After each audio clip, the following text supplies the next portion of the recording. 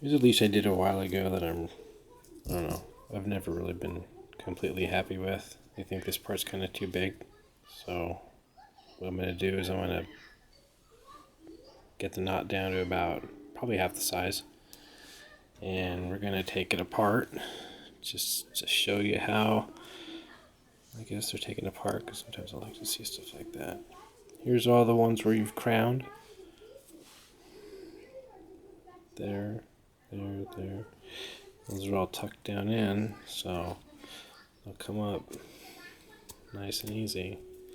You want to keep some twine or handy 100 on the side, because once you undo all of this, you're going to want to cinch it back up like you did when you were tying it, so that the strands don't unravel once you pull them through, because I want to pull them back through and lay the strap out and show how they all go through in the ways. And we're going to do the zigzag gaucho.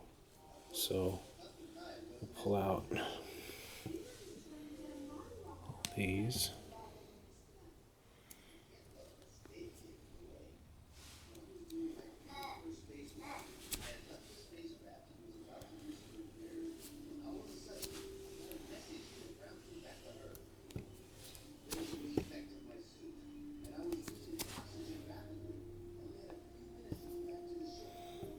And you can see you don't even need to melt the ends when you tuck them, because they're really in there.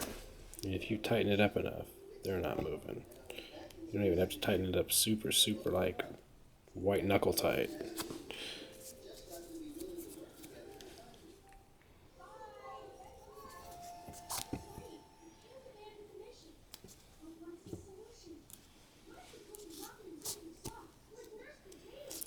And because the knot's going to be smaller, you have more than enough strands to do it with. So if you ever make one and you find that the handle part's too big and you've made the loop part too small by making this part too long, then you can always go back through and make a smaller grip knot, because you'll have more than enough strands because you're making the knot shorter anyway.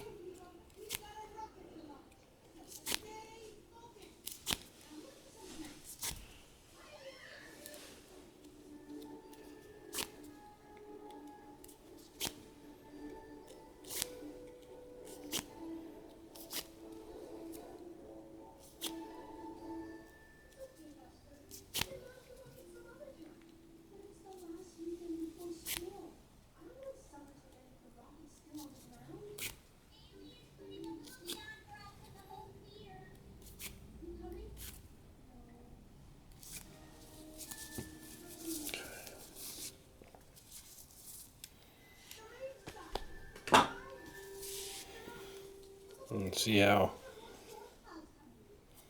you go through. You're going to want to tie another constrictor knot on the end with the side with the loose ends. So